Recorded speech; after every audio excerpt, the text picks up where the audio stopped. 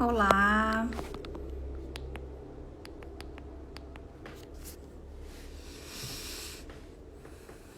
olá pessoal, boa noite. Estão conseguindo me ouvir direito? Deem um retorno aí pra mim, por favor.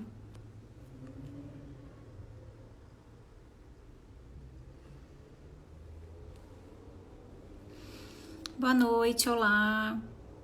Esperar o pessoal entrar. Hoje o nosso tema vai ser muito legal, muito interessante.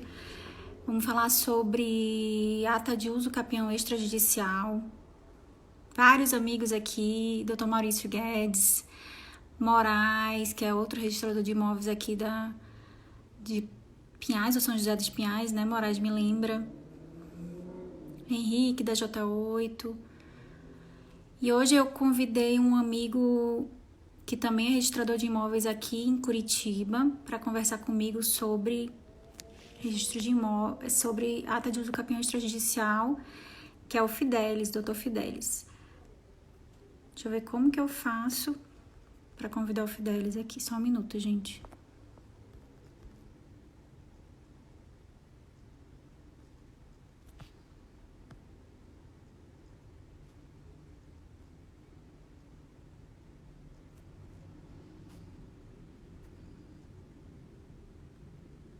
Boa noite, Verena.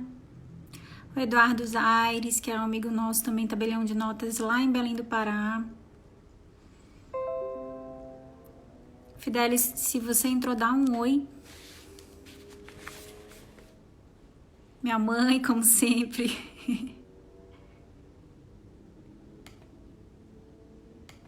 Tá vendo a gente aqui. Deixa eu ver se eu acho aqui, peraí.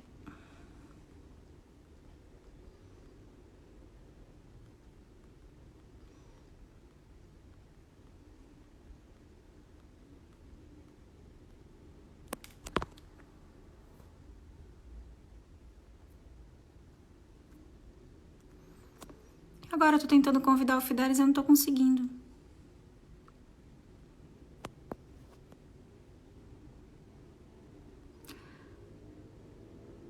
Fidelis, consegue dar um oi aqui?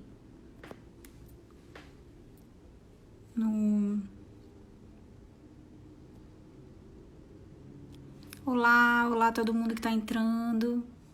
Clarice, tá aqui, deu um oi aqui. Enviei, tô aguardando o Fidelis dar um oi. Respondeu o nosso convite. Gente, eu queria agradecer a todo mundo que tá entrando, tá acompanhando a gente. Hoje nós vamos falar sobre um tema muito interessante. Oi, Fidelis. Olá, boa noite. Tudo bem? Tudo bem? Tá me ouvindo bem? Tô ouvindo bem. E aí também? Ótimo. Muito bom, muito bom. Colocou as crianças para dormir? Ainda não, tá cedo. Então tá.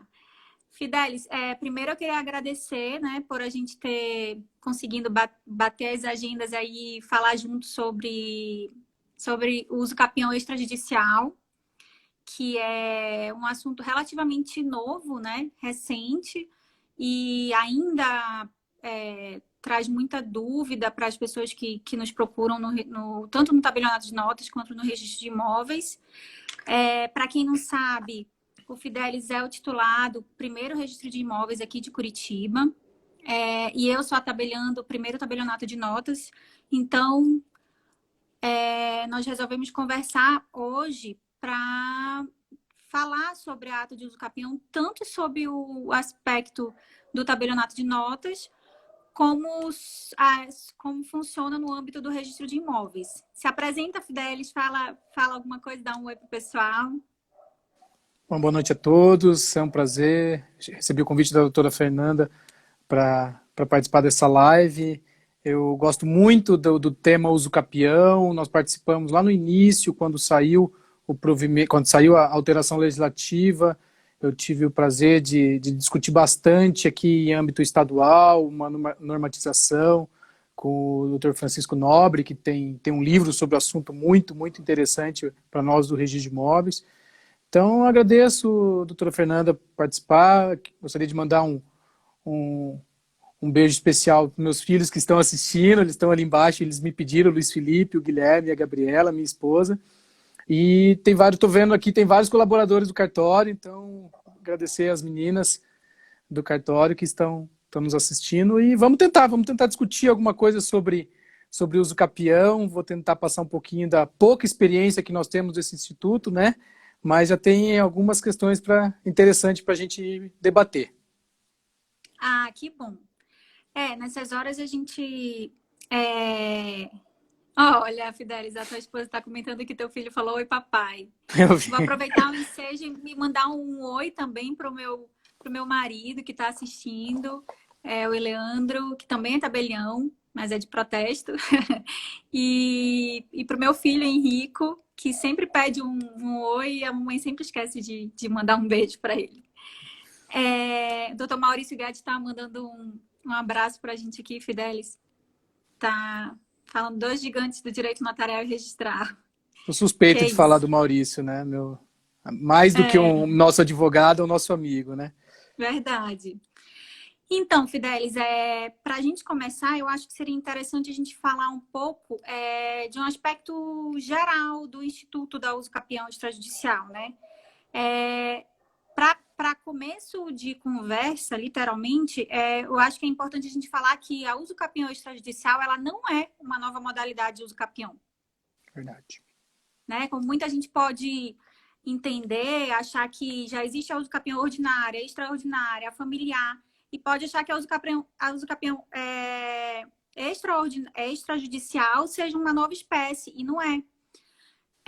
A uso capião extrajudicial é só uma nova forma de solicitar o reconhecimento da uso capião. Até pouco tempo atrás, a única forma que existia era a uso capião judicial, né? Que é aquela que era reconhecida no âmbito do Poder Judiciário. Mas, recentemente, com o Código de Processo Civil de 2015, ele introduziu o artigo 216A na Lei de Registros Públicos e previu a uso capião por meio dos cartórios, né? Uma forma extrajudicial do reconhecimento dessa uso capião. É uma coisa interessante, Fernanda. O desembargador Dipp sempre fala que é uma das poucas situações em que o título ele é confeccionado perante o registro de imóveis.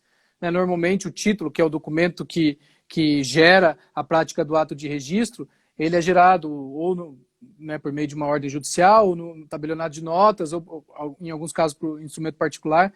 E no caso da uso capião, o título ele é gerado no próprio registro de imóveis. Ele até defende que isso, teoricamente, não é muito correto, que o correto deveria ser o título ser elaborado perante o tabelionato de notas, para que o registro de imóveis fizesse o papel dele, que é a análise jurídica do título. Então, o registro de imóveis aqui, ele confecciona o título e, ao mesmo tempo, registra o título, né? É uma situação sui generis nossa dos registros de imóveis.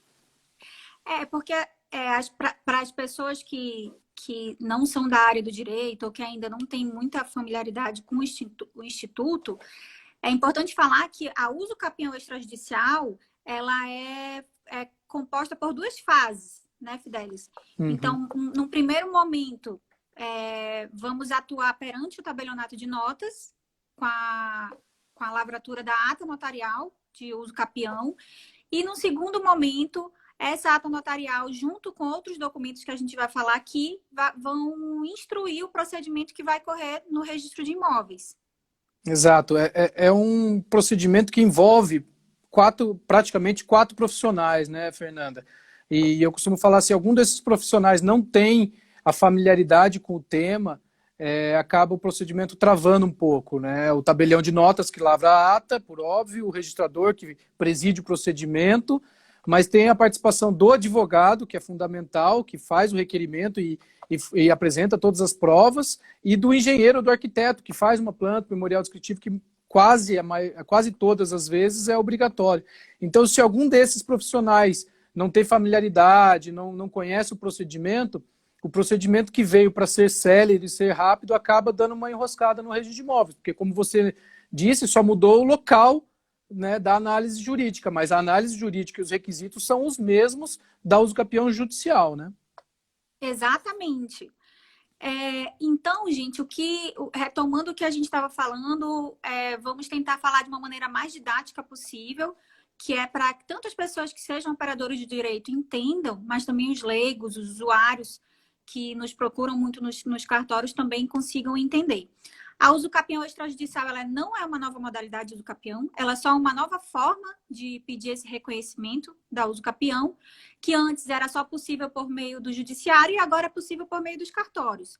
Ela é feita basicamente por duas fases. A primeira fase se dá no âmbito do tabelionato de notas, porque é o tabelião que vai lavrar a ata notarial, que vai reconhecer, vai tentar, na verdade, levar ao entendimento do registrador de imóveis. Então, a nossa função aqui é convencer o registrador de imóveis que aquela posse é uma posse usucapível e que todos aqueles requisitos que a lei pede vão ser preenchidos e cumpridos. E aí, chegando no registro de imóveis, o registrador de imóveis se convença disso, de que todos os requisitos estão ali bem comprovados e portanto, dê seguimento ao procedimento no âmbito do registro de imóveis. Uma ata bem feita, Fernanda, ela é tudo para a gente, né? A gente registrador, a gente confia muito, por obrigação legal, na fé pública do tabelião, mas nos dá uma segurança para uma ata notarial bem feita, porque é como você disse, a gente tem que ser convencido, né? Nós temos que ser convencidos do cumprimento dos requisitos da usucapião. Então, simplesmente jogar, como infelizmente já vimos no registro de imóveis, documentos desorganizados e sem uma lógica jurídica, a gente acaba até tendo um pé atrás. Pô, será que isso aqui é sério? E, a contrário senso, uma ata bem feita, um requerimento bem feito, nos dá maior segurança para analisar e formar essa convicção de que, olha, é um caso, sim, de cumprimento dos requisitos e podemos dar seguimento. A diferença da usucapião judicial e para essa judicial, a judicial quem decide é o juiz, e a responsabilidade pela decisão dele é do Estado, né? A nossa não, quem decide somos nós, registradores, e a responsabilidade é pessoal. Então, querendo ou não, nós estamos, na maioria das vezes, tirando a propriedade de alguém e dando para outra pessoa. Então, a gente é bem criterioso, e tem que ser bem criterioso, porque a responsabilidade é pessoal nossa, né? Isso é importante que se diga, né, Fidelis? Porque muitas vezes as pessoas que nos procuram e recebem um não, isso aqui não está bem comprovado, ou esse requisito não foi muito bem configurado, elas podem entender que aquilo ali é algum entrave que a gente está criando, está dificultando, quando na verdade não é. A responsabilidade por autorizar uma transferência de propriedade, transferência entre aspas, porque o usucapião é uma forma originária, né, de aquisição. Mas o fato de você autorizar que aquela propriedade passe a ser de um outro titular do domínio é uma responsabilidade muito grande e que, como você bem esclareceu, quem responde não é o Estado, é o oficial, né? Exatamente. Eu gosto muito, assim, um dos primeiros documentos que a gente analisa, e para mim é um dos mais importantes, junto com o requerimento, mas a ata, ela nos dá uma segurança, né? Então, quando vem uma ata com a modalidade correta ou bem explicado o porquê que a gente está pedindo está sendo pedido aquela usucapião, aquela modalidade, uma identificação do imóvel precisa, se há ou não imóveis atingidos, porque às vezes é um imóvel dentro de um outro imóvel, ou maior do que o imóvel originário. Então, essa descrição e identificação dos vizinhos e confrontantes, lembrar que são vizinho e confrontante não se confundem, né?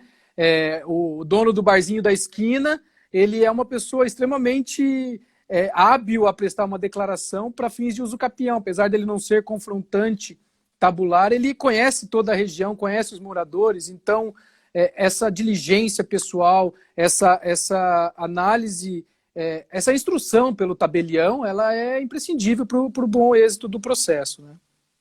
Uhum. Então, Fidelis, eu vou falar um pouco sobre a nossa parte, né? Então, a parte que compete ao tabelião é a lavratura da ata notarial. Certo.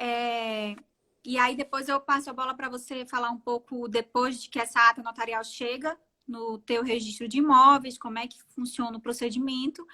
E a gente tenta tirar uns 10 minutos finais para responder as perguntas que, porventura, aparecerem aqui, tá? Tá bom, certo. Então, vamos lá. A primeira coisa que é importante falar é que não é qualquer posse que dá ensejo a um usucapião. A posse que dá ensejo ao usucapião é uma posse usucapível. Então, o que é aquela posse usucapível? A posse usucapível, ela tem 4 características principais. Então, você tem que ter a intenção de dono. Então, é como se você fizesse benfeitorias no local, você tratasse aquilo como se fosse seu. Então, a sua intenção ali é que, de fato, você seja proprietário do bem, né? Essa posse, ela tem que ser mansa e pacífica, ou seja, ela não pode ter tido nenhuma forma de oposição do verdadeiro proprietário desse imóvel. Se esse imóvel, por exemplo, entrou com alguma ação possessória, de esbulho, etc., isso já não vai configurar uma posse mansa, nem pacífica, que aquela posse está sendo objeto de discussão. Então, isso já tira um dos requisitos da posse, né? O próximo requisito é que ela seja contínua e duradoura por um tempo que, a depender da modalidade de uso capião, seja cumprido. Então, a gente sabe que existem diversas modalidades de uso capião. E cada uma delas exige um tempo de posse no local. Algumas exigem 10 anos, outras exigem 15. E assim vai. Existe até aquela posse de aquela uso capião familiar que exige somente 2 anos, né? Caso o cônjuge ou o companheiro abandone o lar, que seja de propriedade comum do casal, basta que ele fique fora por 2 anos, que esse outro cônjuge ele pode vir até ao cartório e solicitar a lavratura da ata para comprovar esse abandono e, portanto, dar ensejo a um requerimento de uso capião extrajudicial. Deixa eu só. Eu queria ilustrar essa intenção, esse primeiro. Você falou que não são todas as posses que geram uso capião, né? Quero ilustrar uma situação que aconteceu no cartório. Logo que eu assumi, entrou uma uso capião e eu, bem ansioso para registrar logo, para dar certo, para eu poder falar, porque todo mundo perguntava: já registrou alguma? Já registrou? E eu respondia que não, né? Porque ainda não. E aí estava uma bem instruída, tudo certinho. E aí o requerente, num dos documentos, afirmou que ele exercia a posse a título de locação, ele era o locatário do imóvel. É o exemplo clássico de posse que não gera usucapião. Então eu tive que indeferir o procedimento exatamente por esse requisito. Era uma posse, o requerente estava em contato físico com o imóvel, mas é uma posse que não gera usucapião do locatário. Isso é importante falar, porque assim, gente, e a última característica da posse é a posse justa. A posse justa é aquela posse que não tem os vícios de violência, clandestinidade e precariedade. Esse exemplo que o Fidelis trouxe é justamente uma posse que tem o vício de precariedade, ou seja, ela se originou com abuso de confiança. Então, aquela pessoa que está ali, porque ela é um locatário, ela sabe que existe um contrato com o proprietário do imóvel, e que, portanto, a intenção ali dela não é de dono, a intenção dela é de locatário. Tanto é que é o proprietário que paga, a depender do acordo entre os dois, claro, os impostos, é o proprietário que faz as benfeitorias que forem necessárias, ou autoriza que seja feito, mas abatendo do valor do aluguel, enfim. Isso tudo demonstra que tanto o locador sabe que ele é o dono e autorizou que o locatário entrasse no imóvel, quanto o locatário sabe que o papel dele ali é de locatário. Se, eventualmente, esse locatário procura os cartórios para que veja reconhecido uma usucapião, nós não vamos autorizar, justamente porque é um abuso da confiança. Aquela posse se originou num contrato de confiança, igual o contrato de comodato, né? Por exemplo, de depositário. Então, a pessoa está sabendo que está ficando com aquele bem em depósito. Se ela depois quiser pedir a propriedade desse bem, vai ser em abuso de uma confiança inicial. Da mesma maneira pela qual um empregado doméstico ou até um caseiro, muitas vezes é uma figura constante nos sítios, nas fazendas, né, Fidelis? eles também não podem ver reconhecida a propriedade, por mais que morem lá, por mais que cuidem. Por quê? Porque ele se originou de um contrato de trabalho. Então, seria Exatamente. uma posse que tem origem no abuso de confiança. E esse tipo de posse não é usucapível, como o doutor Fidelis falou. É Então, importante o advogado atacar essa situação, né? E no requerimento e até na ata constar o cumprimento desses requisitos, demonstrar que é uma posse usucapível. Então, eu vejo muitas vezes que a gente recebe, nós estamos em torno de 25 procedimentos em andamento no cartório, tá? Já deferimos alguns, mas muitas vezes há uma confusão, não é bem explicado, não é bem detalhado no requerimento e na ata essa questão de ser uma posse usucapível.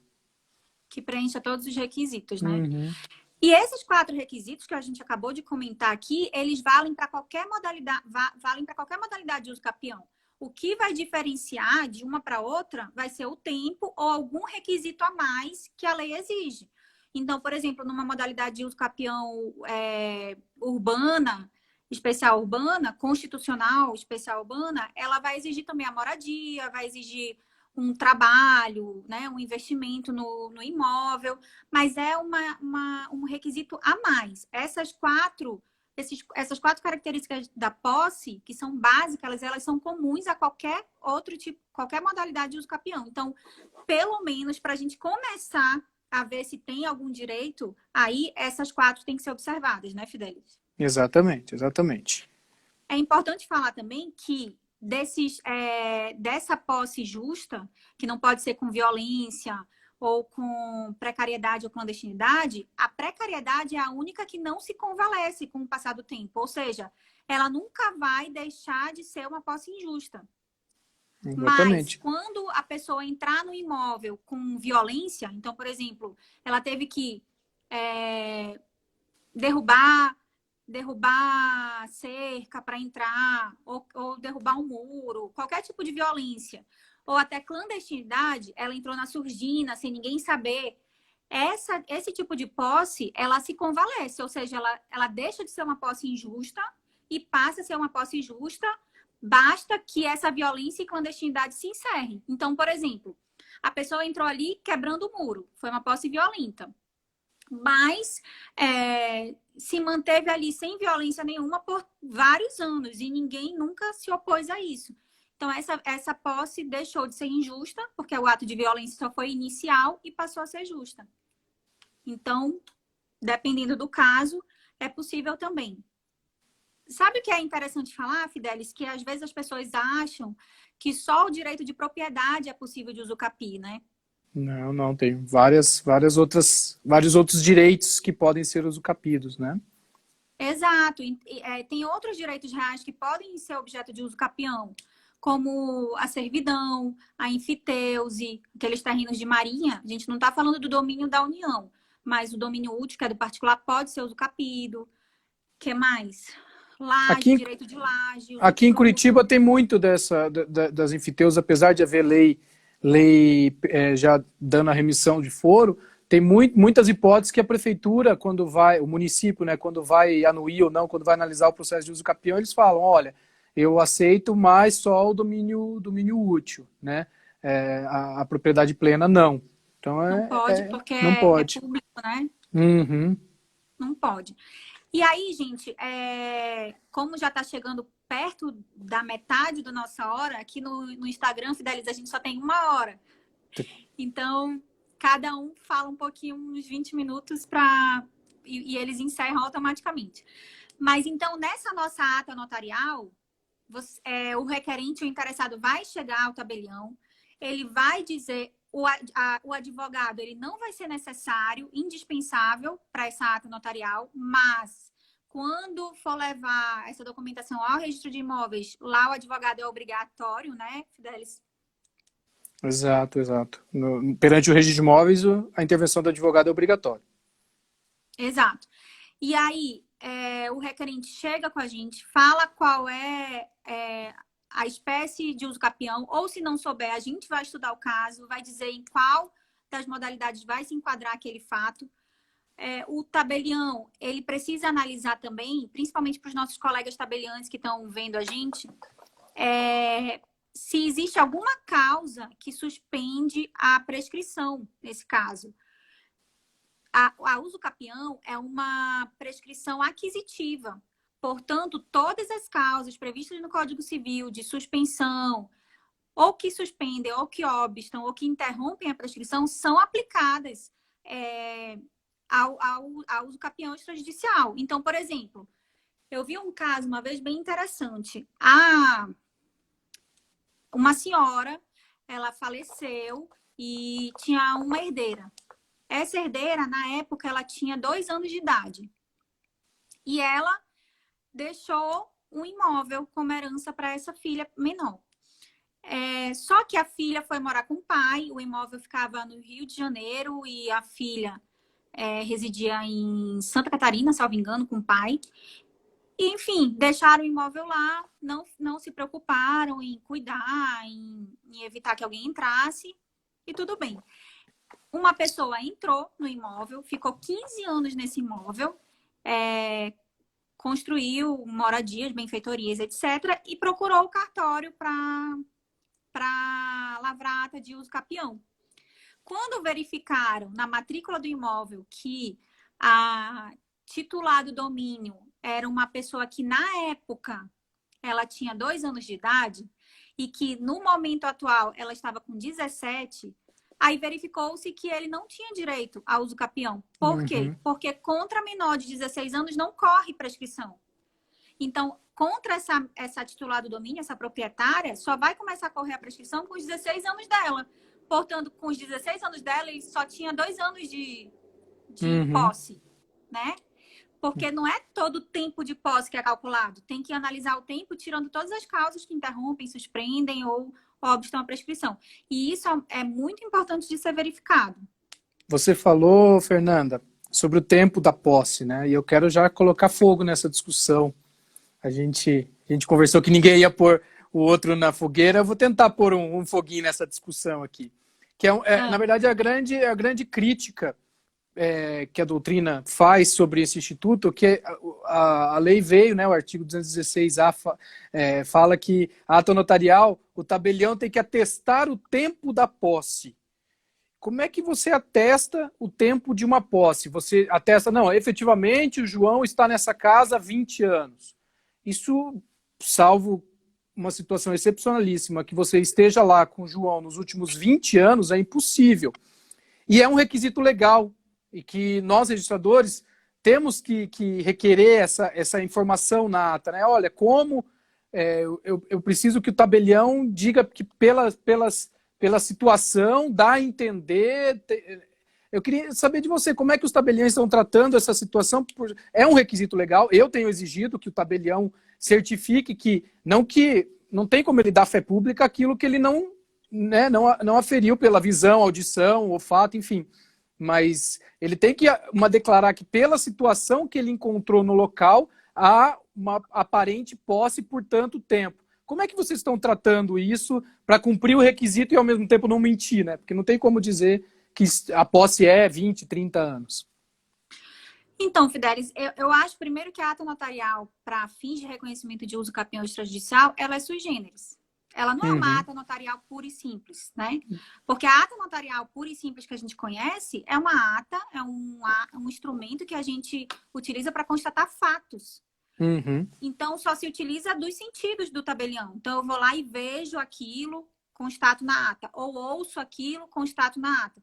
A ata notarial para fins de reconhecimento de uso capião extrajudicial, ela não é só isso.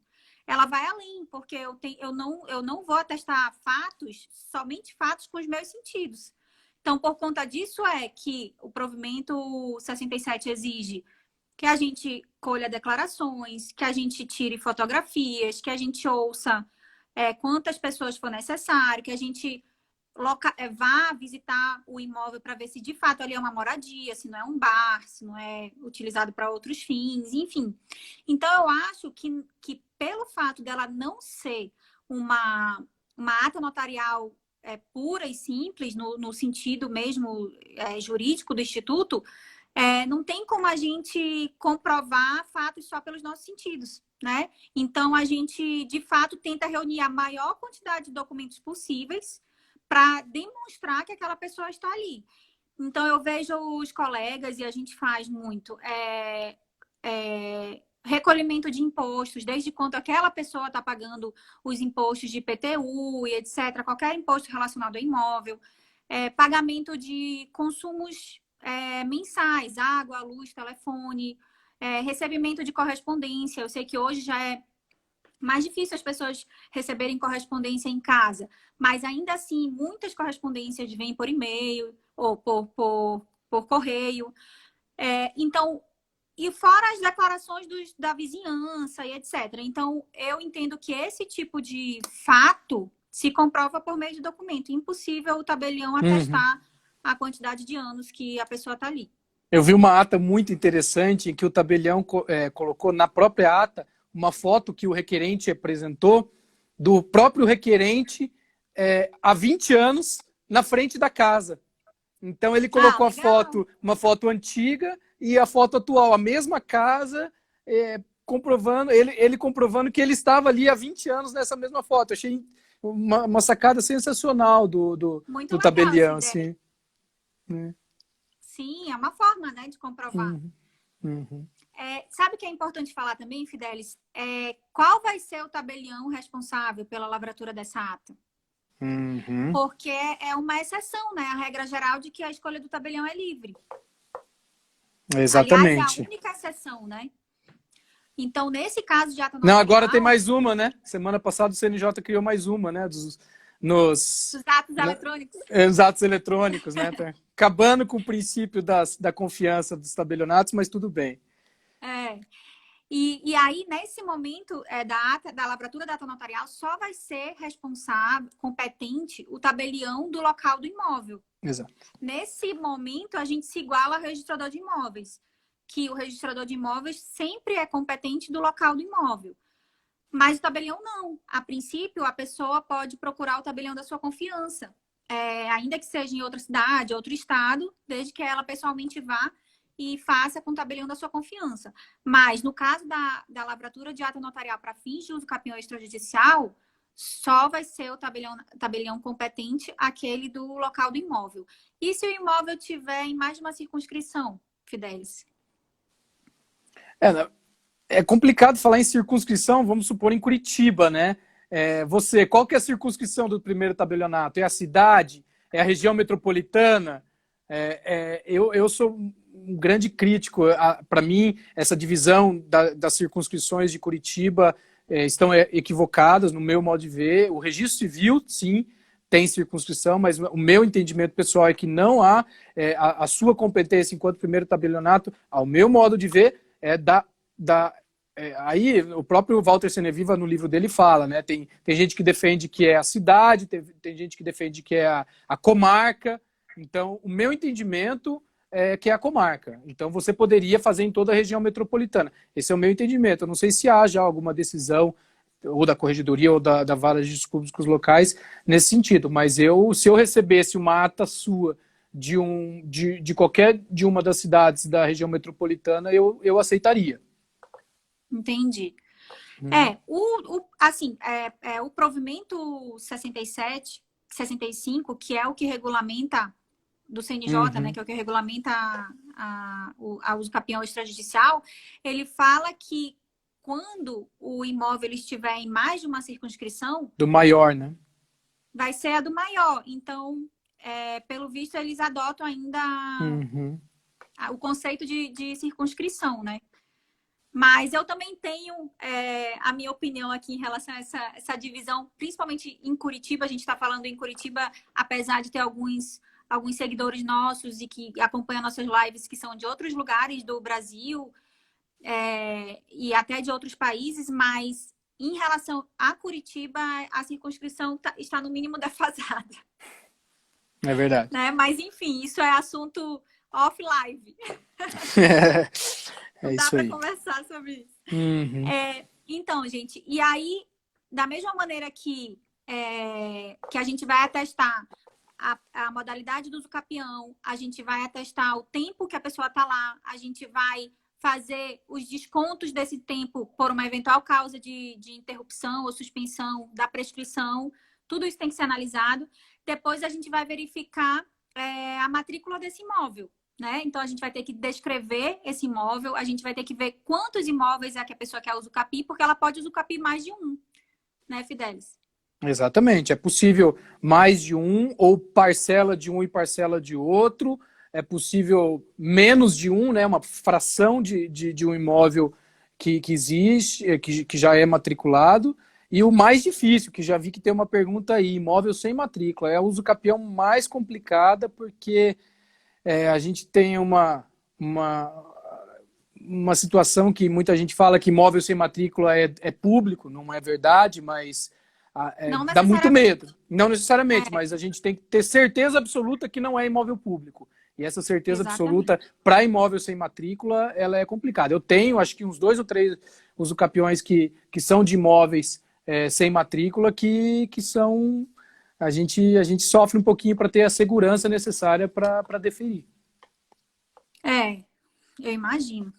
Nesse aspecto, é melhor ser tabelionato de notas. É verdade. Mas, enfim. E aí, depois de descrever o imóvel ou os imóveis, e aí depois a gente fala sobre essa questão de estar matriculado ou não, né, Fidelis? Porque se tiver matriculado, a gente descreve conforme a matrícula. Se não tiver matriculado, a gente vai ter que ter todo aquele levantamento topográfico, com engenheiro e área, etc. Aí a gente vai atribuir os valores do imóvel, né? E o que é declarações, relações de documento, tudo isso a gente vai juntar na ata notarial. O que é importante constar na ata notarial também é que a ata notarial, ela não transfere a propriedade.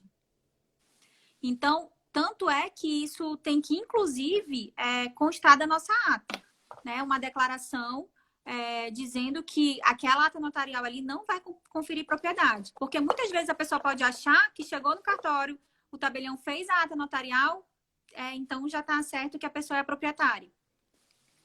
Exatamente. E também não é o único documento, né? Eu já recebi mais de uma dezena de procedimentos de uso capião que a pessoa deixa única e exclusivamente a ata no nosso cartório, né?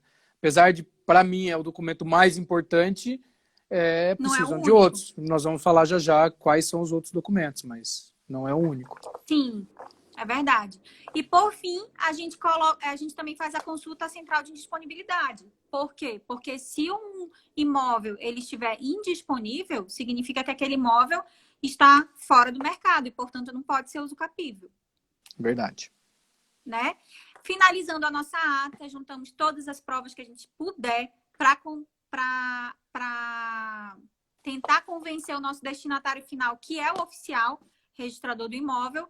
Aí o advogado vai e, junto com o requerimento e demais documentações, dá entrada no registro de imóveis competente. É isso aí. E o que acontece depois disso, Fidelis? Bom, aí começa o nosso trabalho árduo, né? Primeiro documento, junto com a ata, tem que ser apresentado um requerimento. Um requerimento firmado por advogado, tá? Com um fundamento jurídico do pedido. Nos mesmos moldes, eu costumo falar que é nos mesmos moldes de uma petição inicial. Não há um formalismo rigoroso, como há no âmbito judicial. Para nós não há um formalismo rigoroso. Mas tem que ter um mínimo de lógica. E a gente, infelizmente, já viu algumas coisas que fogem desse formalismo moderado que a gente pede. Então, nos mesmos moldes, qualificação dos requerentes, né? E tem que ser a qualificação completa, não dá para colocar requerente João da Silva casado. Não, João da Silva, portador do RG, CPF, casado, regime de bens, com a fulana, RG, CPF, profissão, endereço. A modalidade da uso capião, isso tudo tem que estar no requerimento. Descrição do imóvel, se há ou não imóvel atingido, a que título que ele se tornou proprietário e por que não dá registro. Né? Isso tem que constar no requerimento, porque eu já recebi alguns uso capiões que a pessoa tinha uma escritura de compra e venda e apresentou uma uso capião, mas por quê? Né? Então tem que constar Fidelis, isso. Eu posso Claro. Não. Primeiro, se tu estiver usando o teu 4G ou se estiver usando Wi-Fi, porque a tua imagem está um pouco distorcida. Então, se tu estiver usando Wi-Fi, e puder colocar o 4G, Se eu sair daqui, vai cair, não? Se eu fechar, acho, eu não sei. Bom, Acho que não. tá travando ainda? Não, a tua voz tá boa, só que a imagem tá distorcida. Eu tenho medo de sair e depois não conseguir voltar, porque eu sou um pouquinho Então ignorante. tá. Se tiver ruim, eu saio. Não, tá bom, tá ótimo. Deixa eu te falar, em relação Hum. a essa questão de a pessoa tinha uma escritura e resolveu fazer uso capião extrajudicial. Olha, teve a Franciele Gouveia falou que se você sair do Wi-Fi para o 4G, não cai. Mas pra eu sair da tela, meu medo é sair. Vou sair, se qualquer coisa você me chama de volta. Tá bom? Ou Tá. não? Ai, meu Deus, tô com medo. Tá, vai.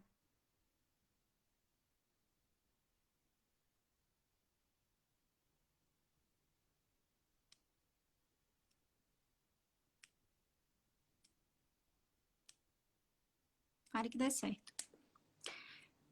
Mas enquanto o Fidelis volta, é importante falar assim, para quem está nos ouvindo, que a pessoa que tem a possibilidade dessa propriedade, ele saiu, mas ele entrando aqui eu chamo de novo. A pessoa que tem a possibilidade de fazer a transferência da propriedade desse imóvel sem recorrer a uso capião extrajudicial, deve ser feita por outro meio. Porque muitas vezes as pessoas confundem o objetivo do Instituto. O objetivo do Instituto não é não pagar impostos. Então, a uso capião extrajudicial é a última rácio. Pronto, voltou, Fidelis.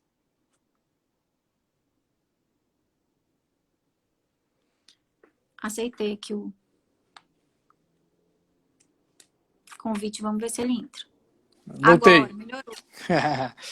Vamos Melhorou, lá. a imagem estava bem distorcida. Não dava para te ver. Nosso Wi-Fi aqui no condomínio tá péssimo. Mas, enfim, Mas Fidelis, eu estava falando para o pessoal que eu ia fazer uma interferência na tua fala para dizer exatamente isso. Às vezes a pessoa ela tem uma escritura ou um compromisso, uma escritura que por algum motivo não foi registrado, e aí quer se utilizar do Instituto da Uso Capião Extrajudicial. Por quê? Porque a maioria das pessoas sabem que se for fazer o registro de uma escritura, vai pagar os impostos de transmissão dessa propriedade. E se for fazer a uso capião extrajudicial, não vai pagar os impostos de transmissão, porque não há transmissão. É uma aquisição originária, como se não tivesse tido dono anterior, correto? Exatamente. A gente analisa, aliás, essa é uma das maiores questões que a gente fica. Eu já cheguei a fazer 2 vezes uma notificação para o município que eu tinha certeza que o município ia impugnar na primeira, porque estava muito claro assim, que era uma intenção de não pagar ITBI. E eu notifiquei, o município não se opôs. E aí, mesmo assim, a gente, como fiscal da lei também, né, no caso, eu mandei para o município falar, se manifesta expressamente com relação a essa questão do ITBI, porque eu estou vendo que é uma situação que aí o município mesmo assim não impugnou. Eu falei, então, aí também eu não quero ser mais real que o rei, né? Mas essa situação a gente analisa bastante, questão de transmissão de pai para filho, de avô para neto, se não é o caso de que incidiria ITCMD ou ITBI, a gente tem analisado bastante isso, Fernanda. E a questão então de edificações também, né? Constar, porque muitas vezes é um terreno e a gente vê que tem uma edificação, que tem uma casa, então isso tem que estar tudo bem esclarecido, né? No requerimento, nós estamos falando do requerimento feito pelo profissional, pelo advogado, tem que estar muito bem esclarecido para que a gente possa ter uma segurança e bater as informações. Muitas vezes as informações constantes no requerimento não bate no que está na ata. No requerimento diz que a pessoa está lá há 30 anos e na ata o tabelião constata que está há 5, 10, ou que a modalidade é um, o tabelião diz que é outra, ou que o início da posse se deu por um motivo e na escritura, na ata notarial é outra. Então a gente tem olhado bastante isso com relação ao requerimento, né? Uhum. É exatamente isso. Às vezes as pessoas nos procuram para tentar uso capião extrajudicial para evitar o pagamento de impostos. Mas o que é importante falar, gente, é que se você tem a possibilidade de fazer a transferência dessa propriedade sem a utilização da usucapião, é por esse meio que precisa ser feito. Porque a usucapião não veio para tentar burlar o recolhimento de impostos. A usucapião veio para que, caso a pessoa tenha a documentação, mas aquela documentação está encontrando algum entrave no registro, aí, por um meio alternativo, é que vai sustentar o reconhecimento daquela propriedade, daquela posse prolongada naquele imóvel por outros meios, que no caso é a usucapião. Mas a usucapião é a última opção, é quando nada mais dá certo. E é importante também falar que naqueles casos em que a pessoa tem um compromisso de compra e venda que já foi quitado e etc., é possível se utilizar como justo título o compromisso de compra e venda para demonstrar a boa-fé, o tempo que a pessoa está naquele imóvel, e aí sim se utilizar do Instituto da Usucapião. Até ilustrando isso que você falou, Fernanda, nós tivemos uma situação lá no cartório, foi interessante. A pessoa deu entrada numa usucapião extrajudicial e juntou, acho que 2 ou 3 escrituras de divisão amigável, unificação.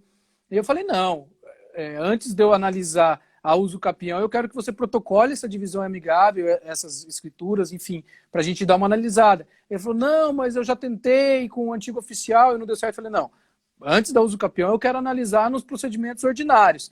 E aí foi interessante, ele protocolou, eu vi que a bucha era gigantesca, no sentido assim, não vou conseguir resolver isso pelos meios ordinários, e nós entendemos que sim, que a usucapião era o caminho correto. Então a gente sempre tenta pelos meios ordinários, mas se não der, é a modalidade mesmo.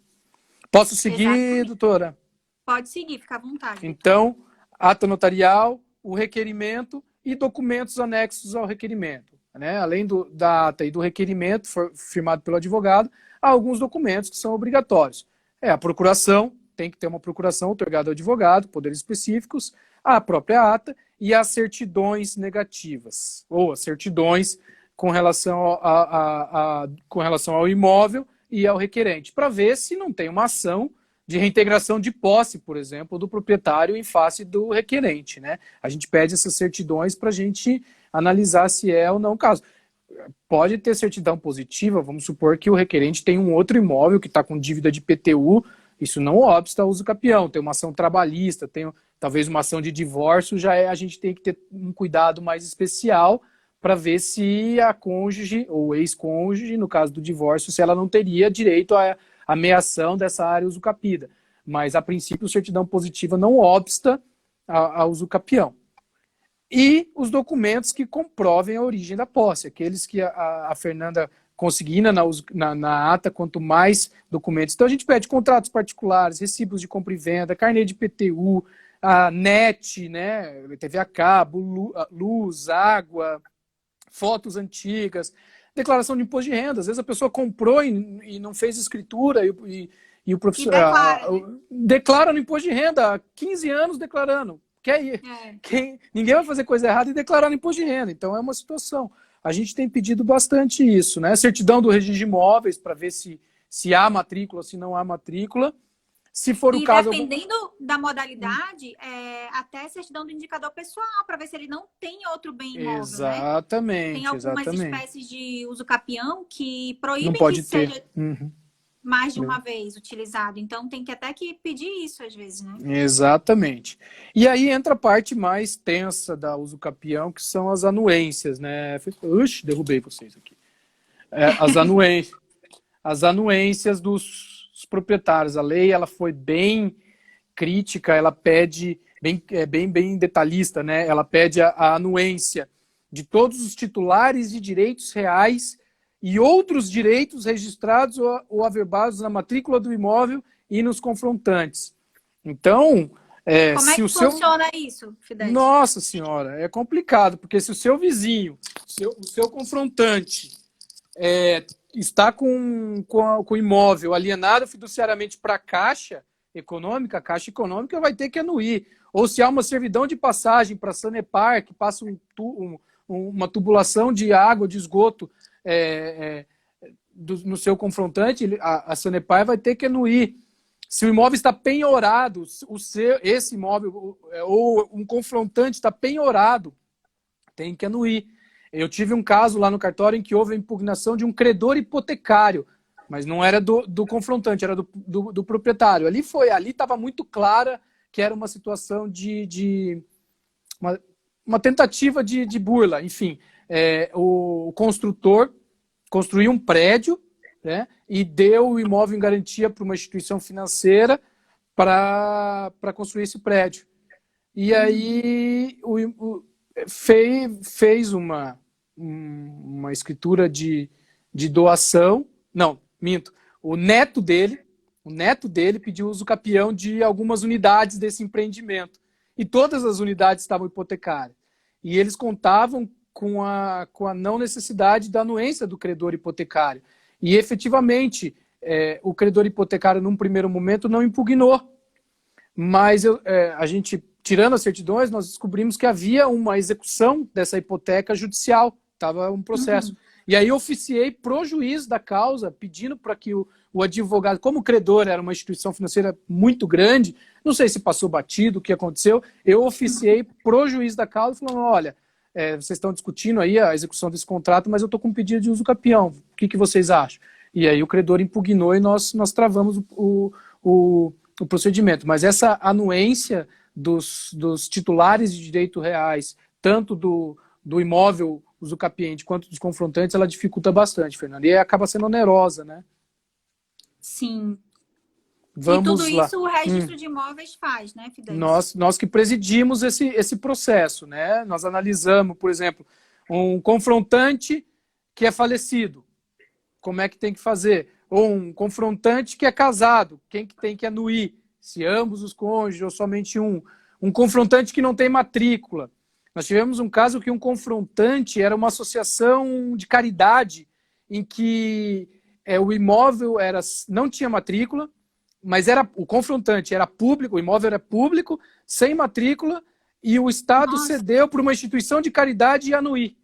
Uma instituição de caridade prestar o seu serviço de caridade. E aí, puxa, como é que eu ia verificar? Quem resolveu isso?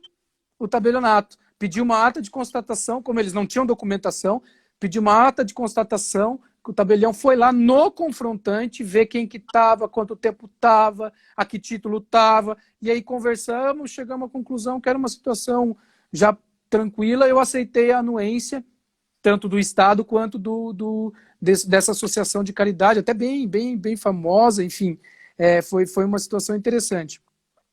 O caso do confrontante que vendeu o imóvel, mas ainda na matrícula está o proprietário anterior.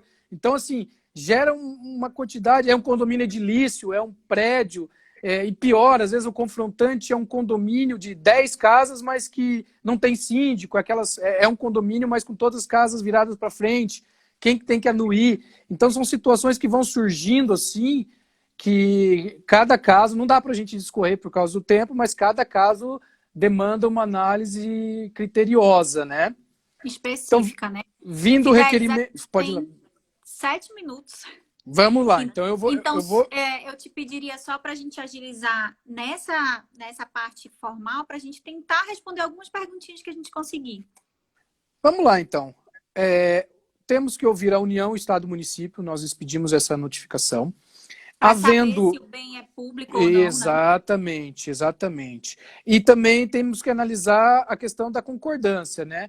Houve uma alteração legislativa, antes se exigia uma anuência expressa, ou seja, no silêncio do confrontante ou do proprietário tabular, entendia-se que havia discordância, mas na verdade inverteu agora, então no silêncio presume-se anuência.